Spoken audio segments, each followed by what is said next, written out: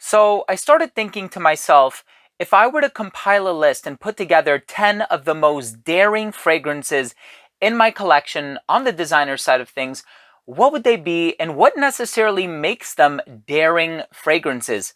Is it because they're overly dark or thick or resinous, or because they just feature an unconventional DNA, or that they smell super unique or avant-garde? Well, I'm going to go over 10 fragrances in my collection that I personally feel like they fit that bill. I'm also going to explain my rationale for each one as I reveal them, so make sure to stay tuned.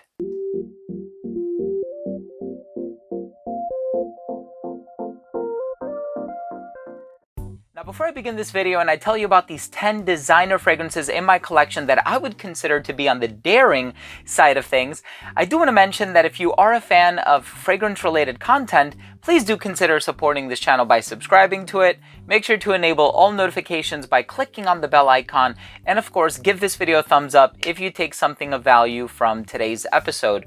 Now, of course, I work in a pretty intimate environment where I'm around a lot of other people on a day-to-day basis, and so I don't necessarily want to wear any fragrances that are going to choke out other people. I want to wear something that's very accommodating, something that's very friendly, very easy to get along with, and perhaps also something that has a high compliment factor. Well, I think with a lot of the fragrances in this list, unless you're wearing them like super conservatively, they're not necessarily going to help you achieve that effect. And so with that being said, let's just dive into the list. And like I said, I'm going to explain my rationale for each one.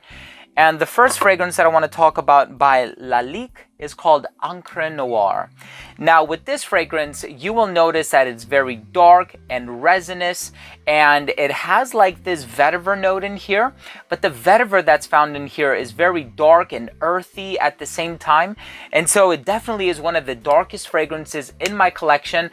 I know there's an extreme counterpart to it, which I also find to be equally dark, and so Encre Noire by Lalique, definitely one of the darkest offerings in my collection, and I personally don't own the extreme version, but if I did, I would be including it in this list in place of the original. Now, the next fragrance that I want to talk about does have a bit of a daring personality about it. I think once it dries down, it's very amicable and it's easy to get along with just because it is on the sweeter side of things.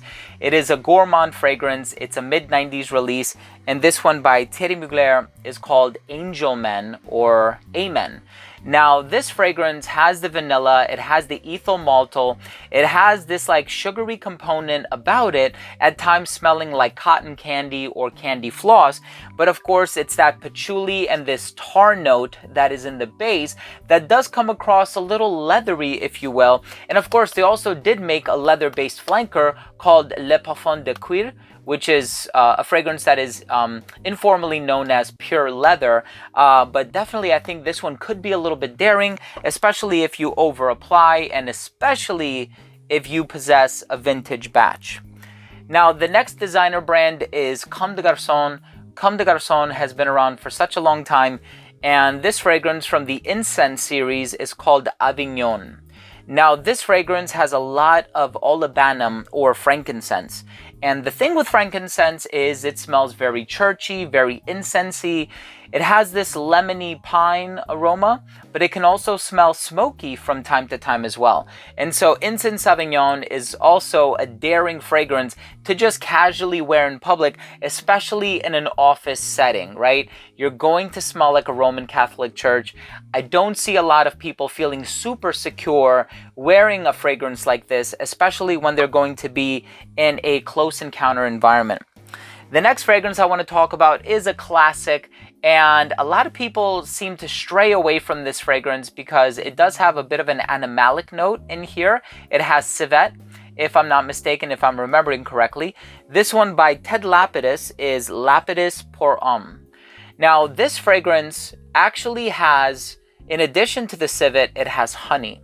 And so I love that honey that's in here. It really sweetens things up and makes it a lot more approachable, if you will. It makes it a lot easier to wear. And there's actually another fragrance that is compared to it. I think this might have been released first. I got to do the research on that again. But this one by Yves Saint Laurent is called KURS. Now, I've actually recently reviewed this fragrance. Both of these have a civet note to them. Both of these came from a previous generation or a previous era of perfumery, and they have a very classic masculine smell about them. Now, the thing with KURS is that it has a little bit more of that carnation, geranium, patchouli, earthy thing about it, where it does kind of have some fougere tendencies.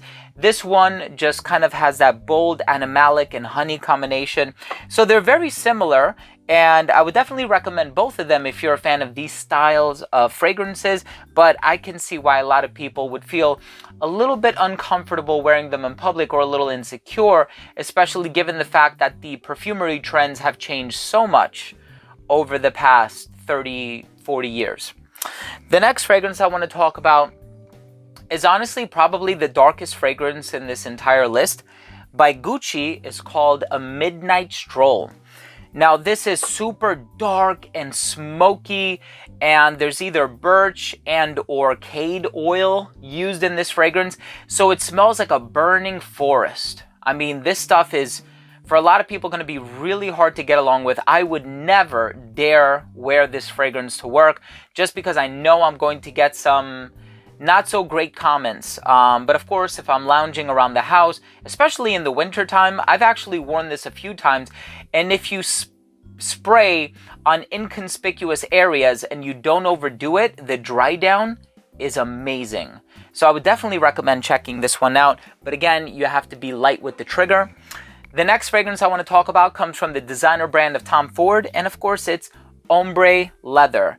And actually, let's talk about two fragrances here, Ombre Leather and Tuscan Leather, part of the Private Blend collection. Now, of course, with Ombre Leather, you're going to get something a bit more dry, something lacking sweetness. Here you have a leather-based fragrance, which smells super expensive, like its Ombre Leather counterpart, but you also have this raspberry note in here. So it does open up rather sweet, and the sweetness probably dials it back or dials it down a little bit. So I would probably say that Ombre Leather is a little bit darker, but they're both pretty similar in terms of how they smell. I know there's also a Tuscan Leather Intense. I think the original is a little more intense. And so these two, I personally think, can be daring if you're wearing them to an office environment, or if you're feeling insecure about who's around you and who's going to potentially make some kind of adverse comment. The next fragrance by Carolina Herrera is called Bad Boy Le Parfum. Now, this fragrance is daring for one reason and one reason only, the fact that it contains this hemp note. And I think it's that alone that gives it that sort of smoky, standing on the corner, indulging in a smoky treat kind of a feel, if you will. And it actually does smell very much like the real thing. There are other fragrances that also have a similar vibe to them. There's Kinski, there's Smoke for the Soul by Kilian Paris, and I actually own that one, and that one is actually much stronger with the weed note than this one is. But for this fragrance, personally, I think it's super daring. You definitely don't want to get pulled over by a cop when you're wearing this fragrance, or else he or she will suspect something. And the fragrance in the number one spot, it kind of goes without saying that these are really in no particular order, because so far, the Gucci is probably the most daring one, and it will be the most daring one in this entire list. And I guess not to my surprise, the fragrance in the number one spot also comes from the house of Gucci. So this one is Gucci Guilty Absolute. So this fragrance, as a mainstream designer commercial release, really shocked me. Now, here's the thing. This one is dark, it's leathery, it's spicy, it's smoky, it smells like a leather jacket, or perhaps even like a biker or somebody who's a little bit more on the dominant, aggressive side. And I actually wasn't the biggest fan of the smell when I first got this one, a lot of people say it almost kind of smells like a Band-Aid at times, and I get where they're coming from. It does kind of have a little bit of like a medicinal feel about it, but I think the thing that's most interesting about this one is the performance is great. It's very daring, and they did something that was in such a stark contrast to the original Gucci Guilty, and maybe the creative direction, you know, it did change, and so maybe that had something to do with it. The perfumer, still the same perfumer, Alberto Morillas. He has done Gucci Guilty Oud. He's also done the two new Gucci Guilties, Eau de Parfum Pour Homme and Parfum Pour Homme, which was released this year. That one is actually great smelling, compliment magnet, easy to wear, but this one is definitely a daring fragrance. It may or may not be discontinued. I'm not sure. I've heard contrasting things, but even as a novelty scent or from a reference vantage point, I would definitely recommend having this in your collection. And so if I do find any links, which is not likely, but if I do, I'm going to leave them down below. I hope you enjoyed this list. I hope you took something of value from this list of 10 daring designer fragrances in my collection. Let me know, what in your opinion is the most daring designer fragrance? Leave a comment down below. And also, if you have the opportunity to let me know, if you have enough time, let me know why you consider it to be so daring. Well, I do want to conclude by thanking you for watching this video. I hope you enjoyed it. If you took something of value from this video, please subscribe, hit the bell, leave a thumbs up. I love you all, and we'll see you tomorrow. Bye.